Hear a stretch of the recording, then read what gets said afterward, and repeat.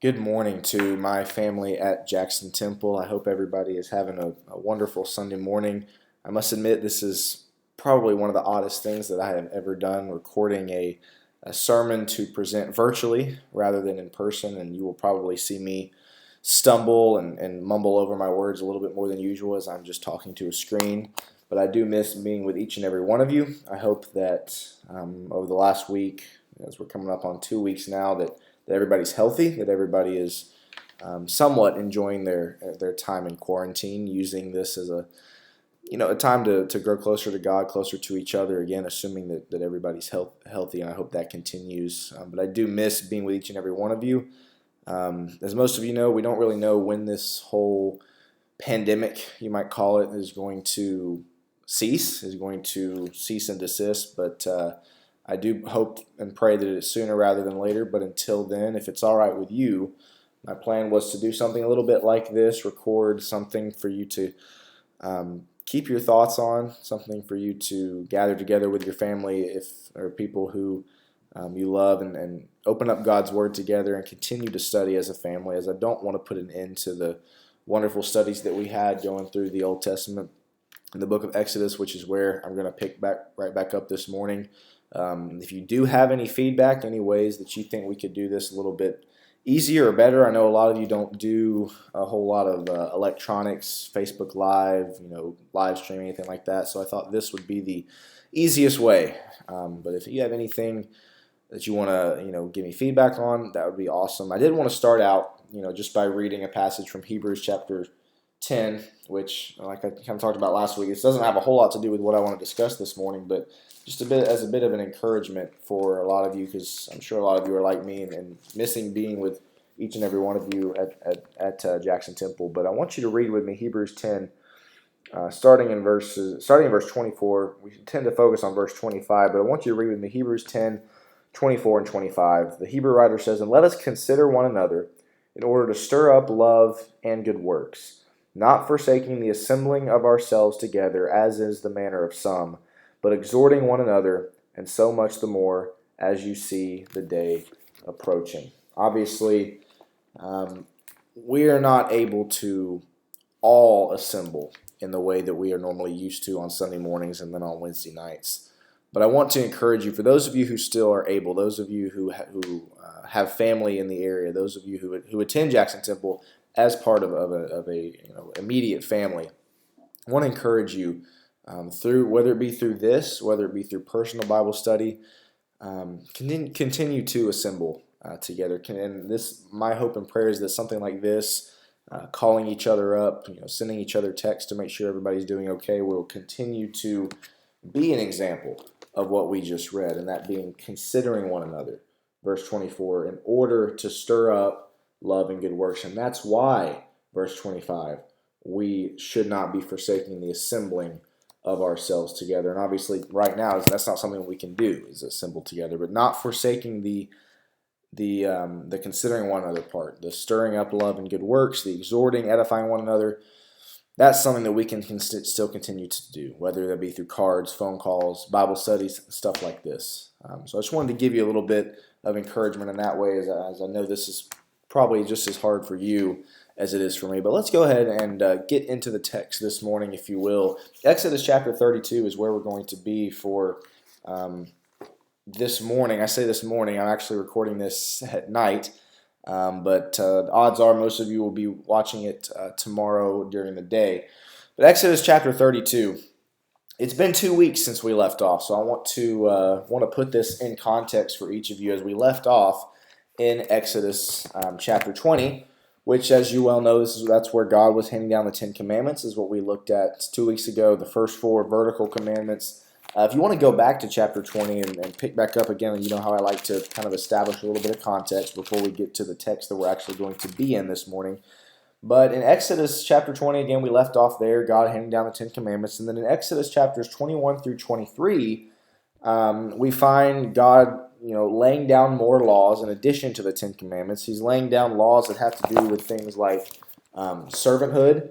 In chapter 21, violent offenses, laws on that type of thing, laws on animal control, property laws, things like that. That extends all the way through chapter 23. And then we come to chapter 24, where we see that Israel, nation of Israel, actually, after God has spoken all these things to Moses, Israel actually confirms, if you will, the covenant, or affirms the covenant. If you look down in Exodus chapter 24 and verse 7, and this is interesting for me. Usually when I'm up preaching to you guys, I get to listen for the rustle of the pages, and I kind of get a clue of when the rustling stops. That's when I know to go ahead and read, but I'll try to do my best without that. Exodus chapter 24 and verse 7, then he, that being Moses, took the book of the covenant and read in the hearing of the people, and they said, all that the Lord has said we will do and be obedient. So Israel, after hearing these words that Moses is relaying from the mouth of God about the law, about the Ten Commandments, Israel confirms it. They say in verse 7, what we just read, all these things we will do. So then we come to the end of chapter 24. If you want to look at verse 12, same chapter, Exodus chapter 24 and verse 12, we see that God actually summons Moses to the top of Mount Sinai to give Moses further pieces of the law to teach the Israelites. Exodus 24 verse 12, and the Lord said to Moses, come up to me on the mountain and be there, and I will give you tablets of stone, and the law and commandments which I have written, that you may teach them. So here we have God summoning Moses back up to the mountain. Excuse me. And then if you go down to verse 18 of chapter 24, the final verse of chapter 24, so Moses went into the midst of the cloud and went up into the mountain, and Moses was on the mountain 40 days and 40 nights. So we see that after God summons Moses up to Mount Sinai, that he is on the mountain for about 40 days, well, not about, exactly 40 days and 40 nights. And that the next 6-7 chapters that you're going to read in the book of Exodus are detailing God speaking to Moses while he's on Mount Sinai. In fact, if you look at chapters 25 all the way through 31, chapter 25, 26, 27, 28, 29, 30, and 31 are all basically a diatribe of God teaching, speaking to Moses regarding topics like the Ark of the Covenant, the tabernacle, the building of the tabernacle, priesthood, all these different things is God speaking to Moses in a bit of a diatribe in Exodus 25 through 31, 7 chapters. And then if you go to Exodus chapter 31, the end of the chapter, verse 18, the final verse, we see where God ends his speaking to Moses. Exodus 31, verse 18, and when he had made an end of speaking with him on Mount Sinai, he gave Moses 2 tablets of the testimony, tablets of stone, written with the finger of God. So that's where we're going to pick up this morning. You guys know I like to establish the context for you so we don't just kind of jump right in without knowing the surroundings, how things have shaped up since Exodus chapter 20. But we see in Exodus 31, verse 18, that God has ended his diatribe with Moses. So we come to chapter 32. It's a very familiar chapter for most of you. Go ahead and preface it. It is the chapter that details the golden calf, the worshiping of the Israelites when they worship. They build a molded calf. They bow down and worship it while Moses is on the mountain. So let's go ahead and take a look. Exodus chapter 32.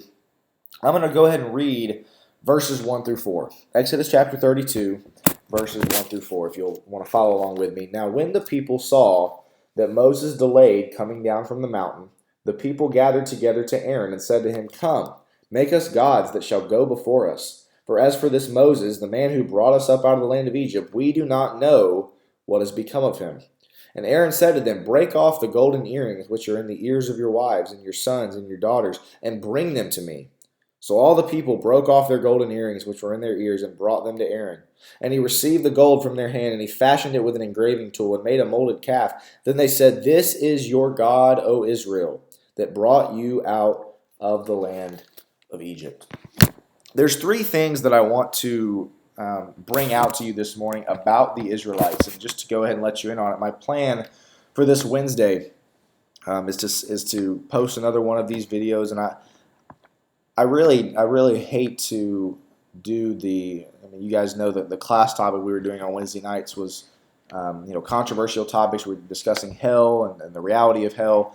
Those types of discussions I really love to keep as just that, as discussions, to get feedback, to find out what the class thinks, to really get some good discussion going. And so I do want to save that and reserve that for when we do meet again, whenever we are going to be able to meet back in the building. So my plan for this Wednesday was actually to pick back up here in the book of Exodus And while this week, or tomorrow, we are going to be looking at three things that I want to bring out about the Israelites, what we're going to do by Wednesday is we're going to look at this same passage, this same chapter, just a few verses later. We're going to bring out three things about God that we can learn from Exodus chapter 32. But for this morning, let's go ahead and start with what can we learn from these Israelites, the Israelites who are already building a molded calf to worship. Exodus chapter 32, we just read verses 1 through 4. Let's go back and read just verse 1 and we'll break it down. Now when the people saw, Exodus 32 verse 1, now when the people saw that Moses delayed coming down from the mountain, the people gathered together to Aaron and said to him, "Come, make us gods that shall go before us. For as for this Moses, the man who brought us up out of the land of Egypt, we do not know what has become of him."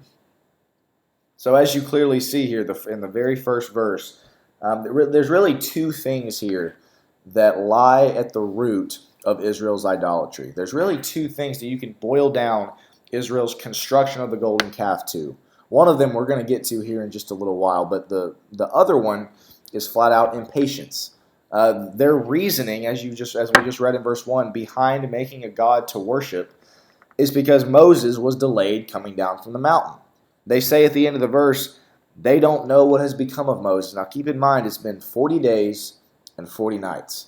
You might say that the Israelites were getting a little bit stir crazy. But rather than, maybe some of you are feeling a little bit stir crazy right now with the whole quarantine going on. But rather than seek out Moses to find out an answer of where he is or what's going on, what do the Israelites decide to do? They decide to create an image of a god to worship, to construct, to build, to mold an image of a god, to bow down and to worship. That already right there brings out the first thing that I want to point out to you this morning or this evening or whenever you're going to be watching this. And that is number one, that the Israelites were yearning to worship and pledge allegiance to something. The Israelites were yearning to worship something. They were earnestly desiring to pledge their allegiance to something. And this is a point that has come up time and time again for us at Jackson Temple, whether it be in Bible classes on Sunday morning or maybe in a lesson or two as well. The fact that part of human nature is to want to worship something. It's a very natural part of human beings to lean towards or to move towards worshiping something. Even though a lot of people today would really, they'd like to think otherwise, they don't want to think that they are dependent on anything. Human beings, as part of our very nature, we are naturally codependent beings. We want to worship something. Deep down, we are yearning, we're desiring to worship something. In fact, since the beginning of time, it has been part of man's being, part of man's DNA to worship something. And if not the true God, then it's been something else. We see that in the Old Testament, worshiping, of course, with worshiping idols, worshiping things that are not God. We see that today, and in fact, really the only group of people who would try to argue that they don't worship anything whatsoever would be a group like atheists or maybe agnostics. But the funny thing about them is they usually end up worshiping something, and that something is usually science or intellect or academics. See, the bottom line is everybody, as part of our human nature, deep down, earnestly yearns and desires to worship something. We can know that if you want to turn to the New Testament, New Testament book of Romans. It's a passage we go to quite a bit. I believe we went there 2 weeks ago. Romans chapter 1. But it just goes to further emphasize the fact that from what we see from the Israelites, they earnestly were desiring to worship something. They were yearning to worship something. Romans chapter 1, read with me starting in verse 22. Again, this is a passage you could possibly quote. But I want you to pay attention especially to verse 25. Romans chapter 1, starting in verse 22. Professing to be wise, they became fools, and changed the glory of the incorruptible God into an image made like corruptible man, and birds and four-footed animals and creeping things. Therefore God also gave them up to uncleanness and the lust of their hearts to dishonor their bodies among themselves, who exchanged the truth of God for the lie, and worshipped and served the creature rather than the Creator, who is blessed forever. Amen. If you look at that last verse, verse 25, talking about a group of people who changed the image of God into something that they preferred, ended up worshiping and serving the creature rather than the creator. Or I've heard it before, they worship and serve the creation rather than the creator. And I want you to go back to the Israelites and think about that for just a minute. These Israelites who had spent months and months following after a God who had led them out of slavery, following a God who had rescued them from an Egyptian army, let them walk across an ocean on dry ground, given them food and water at the drop of a hat, and yet a month, or maybe a little bit more than a month, of not hearing anything from him or Moses led the Israelites to start yearning to worship something else. Let me ask you to apply that to us today. How many people today worship or pledge their allegiance to something other than God today? How many people in today's culture yearn to worship, desire to praise and worship something other than God? You could look at the pursuit of wealth. So many people, that's their worship and praise. That's their God. The pursuit of power.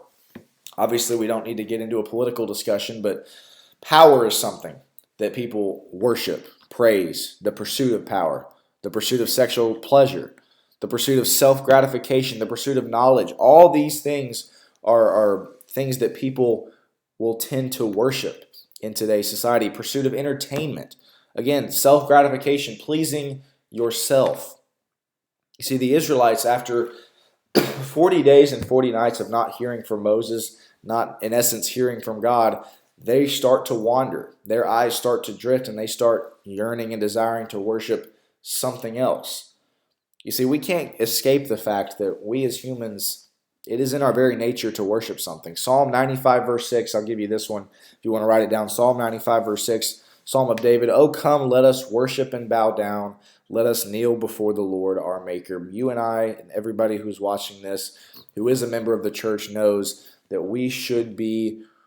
our worship, our allegiance should only go to one, can't even call him a person, being, that being God. And the Israelites lost, they because they could not, or they had not heard from Moses, had not heard from God, they started drifting.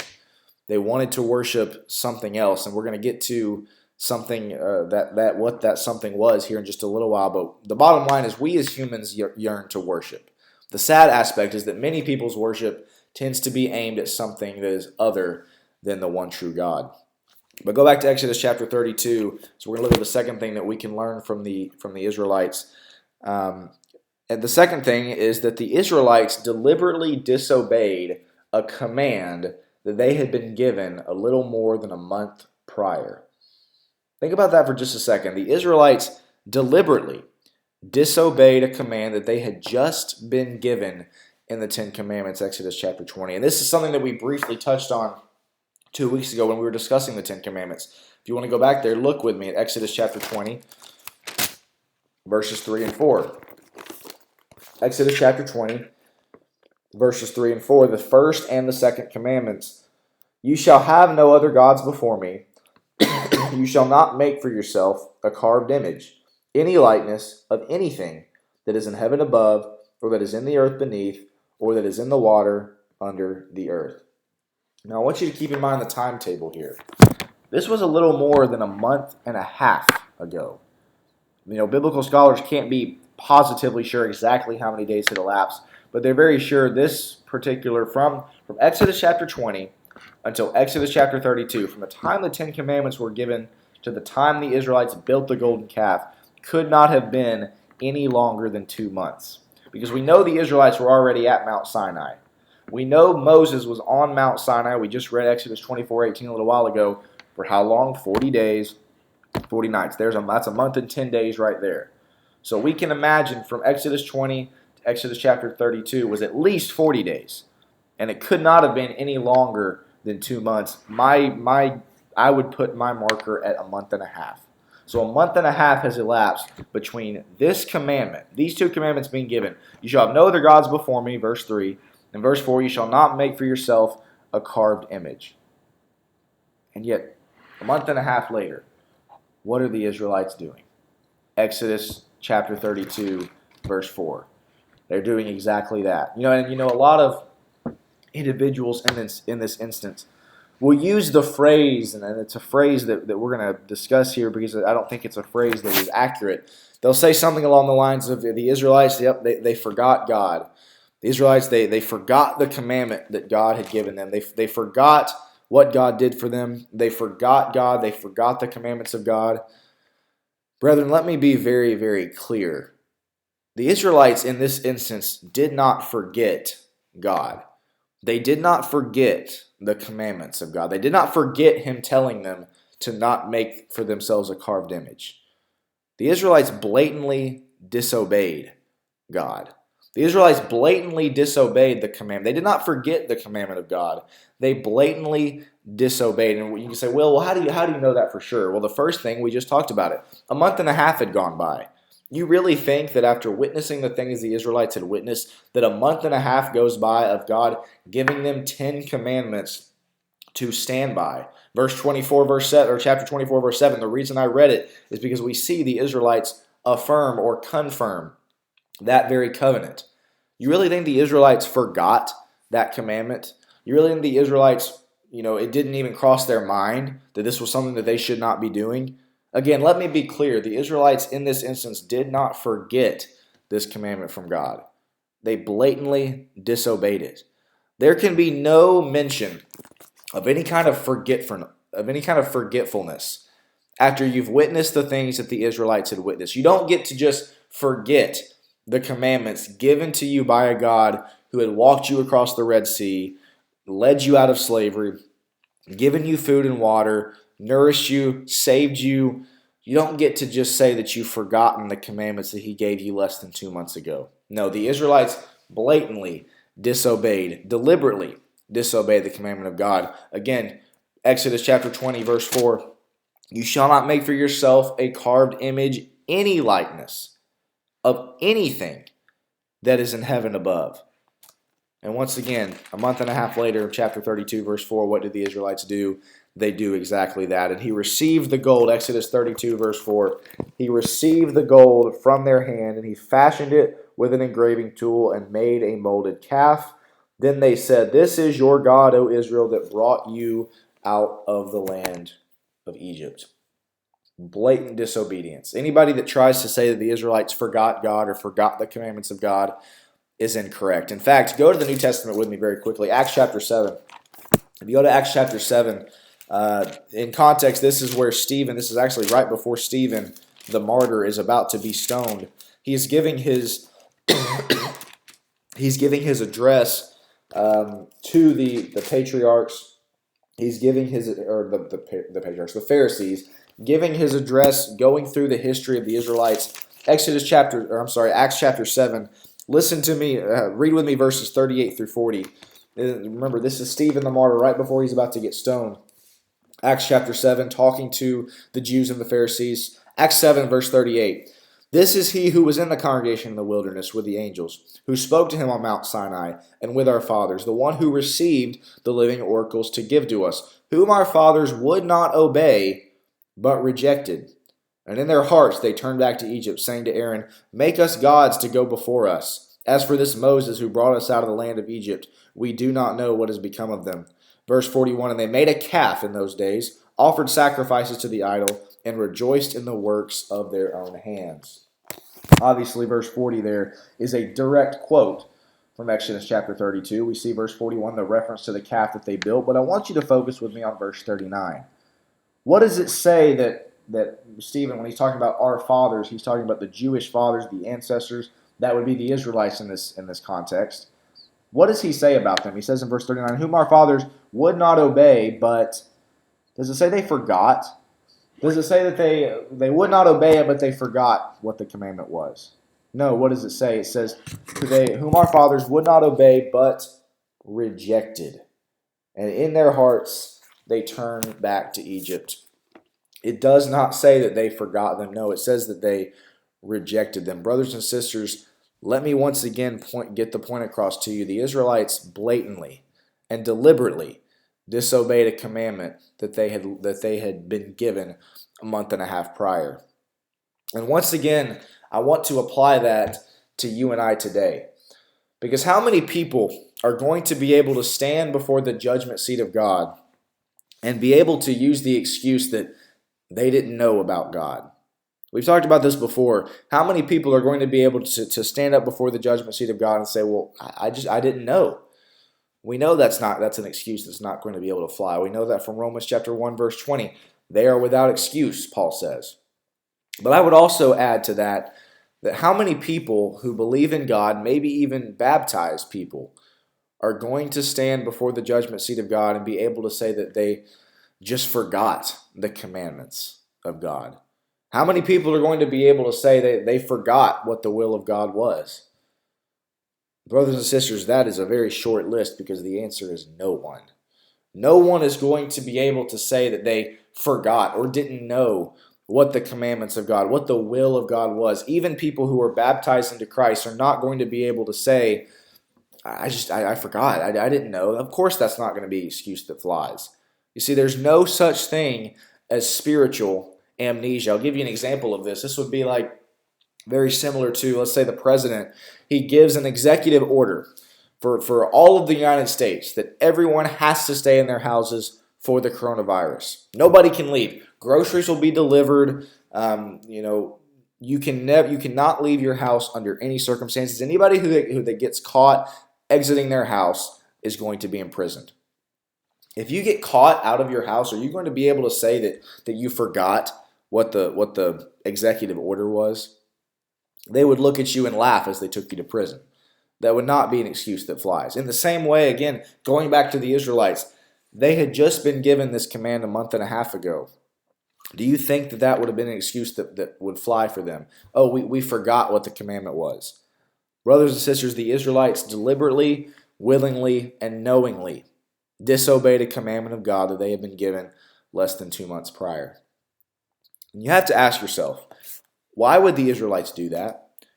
Why would the Israelites, after hearing from Moses, who heard it really from the mouth of God, if they didn't forget the commandment, why would they go out of their way to deliberately break that commandment? Well, that brings me to point number 3 this morning, if you're taking notes, the third thing that we can know about the Israelites, and it's the thing that to me most applies to us today. And that is, number 3, the Israelites were fearful of a God that they could not see or touch. The Israelites were scared to death, were fearful of a God, an all-powerful, almighty God that they could not see or touch. You say, Will, what are you talking about? What in the world does that have to do with anything? I want to read a few verses, and I hope and pray you'll follow along with me. I want to read a few verses with you this morning that show why the Israelites could not, number 1, have possibly forgotten about what they've been commanded, but secondly, it also shows why they did break the commandment out of fear of an all-powerful, all-righteous God. Take a look, Exodus chapter 19. These are all in Exodus. Exodus chapter 19. I want you to pay attention to what the people's reaction is, that being the Israelites. Whenever these great signs from God happen, I want you to take a look at their reaction. Exodus 19, starting in verse 16. Then it came to pass on the 3rd day in the morning that there were thunderings and lightnings, and a thick cloud on the mountain, and the sound of the trumpet was very loud, so that all the people who were in the camp trembled. And Moses brought the people out of the camp to meet with God. They stood at the foot of the mountain. Now Mount Sinai was completely in smoke, because the Lord descended upon it in fire. Its smoke ascended like the smoke of a furnace, and the whole mountain quaked greatly. Brothers and sisters, put yourself in the Israelite shoes in that instance, watching a mountain go up completely in smoke, the mountain quaking. They're trembling at the loudness. They know God is present. Go one chapter later, Exodus chapter 20. Exodus chapter 20, starting in verse 18, where you see the people are literally in fear. Exodus 20, verse 18, Now all the people witnessed the thunderings, the lightning flashes, the sound of the trumpet, and the mountain smoking. And when the people saw it, they trembled and stood afar off. And they said to Moses, You speak with us, and we will hear, but let not God speak with us, lest we die. I'm going to stop right there. Look at what the Israelites are saying in verse 19. They are so fearful. They are so frightened and scared out of their minds that they say, we don't want to hear anything from God. We want you, Moses, you hear it from God and you just tell us. They are so scared of the things that they witness in verse 18, the thunderings, the lightning flashes, the sound of the trumpet, the mountain smoking. They trembled. And they told Moses in verse 19, we'll listen to you. Whatever you have to tell us, just make sure God does not speak with us. Why? Because they were afraid they were going to die. And then verse 20 and 21, Moses said to the people, do not fear, for God has come to test you, that his fear may be before you, and that you may not sin. So the people stood afar off, but Moses drew near the thick darkness where God was. And then finally, Exodus 24, verse 17, very quickly. Exodus 24, verse 17 says, this is right before Moses goes up on the mountain. The sight of the glory of the Lord was like a consuming fire on the top of the mountain in the eyes of the children of Israel. The reason I read you all three of those passages is because I wanted you to be put in the position or put in the shoes of the Israelites as they're witnessing these incredible things that they could never forget. Things that, as we just read, made them so fearful of God that they didn't want to even hear his voice due to the fact that they thought they were going to die. Let me again ask the question, do you think that these are things that you can witness and then forget when God gives you a command? Do you think that these are things that you can watch, witness, and remember, and then all of a sudden you just forget the commands that this God has given you? Again, I don't think that's possible. But the third point that I just brought out, the fact that the Israelites were fearful of this God that they couldn't see or touch, the Israelites built the golden calf. The Israelites built the golden calf so that they could worship a God that they could visually see, so that they could worship a God that they could materially touch, and so they could worship a God that they could humanly fathom. Think about that for just a minute. This God that they are watching all of this, the thundering, the lightning, the mountains smoking, this booming sound, the mountain quaking. This is all that they know of the God that they're following. And so why do they build the golden calf? Is so that they can build an image that they can tangibly see. They want to build an image that they don't have to be in fear of the mountain quaking. They don't have to be in fear of the thundering, the lightning. They built that calf out of fear. They built that calf because we as humans, we don't like things that we don't understand. We don't like things that we don't have control of. The Israelites wanted to worship an image of a God that they could tangibly see. They wanted to worship an image of a God that they could tangibly touch, tangibly fathom. And so they go to Aaron in Exodus 32 and say, build us this calf. We've seen all these things that this God has done. We've heard the thunderings, heard the lightnings, seen the mountains smoking, seen all these things. Give us an image that we can put our eyes on. Give us an image that we don't have to be afraid of. Give us an image that we can tangibly fathom, see, touch. This is the image that the Israelites wanted. And again, to apply that to us today, I want to ask you the question, how many of us today change the image of God, not into a calf or a bull, not into any kind of physical object, but into an image that suits our fancy better?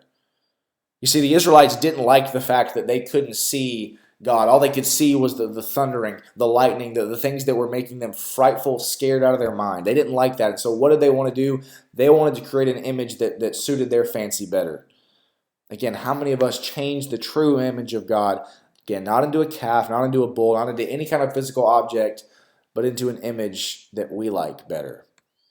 For instance, maybe a God that shows love, but shows no wrath. Maybe a God that gives mercy, but gives no punishment for sin.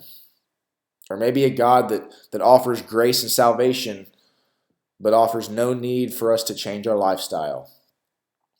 You see, this is the way that unfortunately so many people follow in the exact steps of the Israelites, who wanted a God that they could tangibly see, touch, an image that they could change into whatever suited them better, something to fit their needs, their wants. Brothers and sisters, you know as well as I do, we do the exact same thing today. We change the true portrait of God that is painted by the Bible, that is painted by God's Word as a God not just of love, not just of grace, not just of mercy, although those are powerful qualities of His, but a God of justice, a God of wrath, a God of solely righteousness, a God that despises sin, a God that takes wrath out on sin, a consuming fire. You see, the Israelites created the golden calf, as I've said for the last 5 or 10 minutes because they wanted something they could visibly see, visibly, tangibly touch, something they didn't have to be afraid of. Brothers and sisters, we do that exact same thing today. We do that exact same thing with God and choose to only focus on the qualities that don't make us afraid. Choose to only focus on the characteristics of God that can keep us going with a warm and fuzzy feeling. There's so much that we can learn about God from His Word. In fact, like I said, that's what we're going to be doing this Wednesday. From this very same passage, we're going to look. We just learned 3 things from the Israelites. We're going to look at 3 things that we can learn from God from this passage. Because, brothers and sisters, the Israelites, they messed things up in so many different ways in this particular chapter. As we started out by talking about, they started out by simply yearning and desiring to worship something, to pledge their allegiance to something. Then they deliberately disobeyed a commandment that they had been given just a month and a half prior. And why did they do that? Because they were fearful of a God that they couldn't see or touch. They were fearful of a God that didn't fit the way that they wanted Him to be. And as you know, it's going to be extremely difficult, obviously, over video to extend any kind of an invitation. But this morning or this evening or whenever it is that you find yourself, maybe with your family watching this, I want you to think about the Israelites, to think about Exodus chapter 32, to think about the way in which people twist the portrait of God, twist the characteristics of God into something that suits them better. You know, we often think, oh, the Israelites, they forgot the commandments of God. They created a golden calf because they wanted to worship something else. No, that's not what Exodus chapter 32 is about. The Exodus chapter 32, the golden calf account, is about the Israelites deliberately and willingly disobeying a commandment of God, about creating a graven image because they wanted to worship something that they could tangibly touch and see. As you think about those things this morning again, or this evening again, think about where we're going to be going on Wednesday, which is the same chapter, looking at the characteristics of God. And again, I want to wrap it up by just inviting you to think about these things, to inviting you to consider these things, consider one another as we started out by reading. Again, any feedback that you have, if we can help you as a congregation in any way, you all, I would hope and pray, have my phone number, have Scotty's phone number.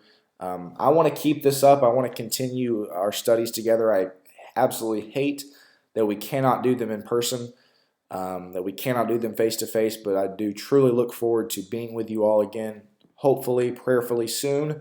The sooner the better. But I hope and pray that the stuff that we've looked at this morning has been beneficial for you. I look forward to hearing what you guys think about this formula, the lesson, etc. And I look forward to being with you all again soon. Thank you.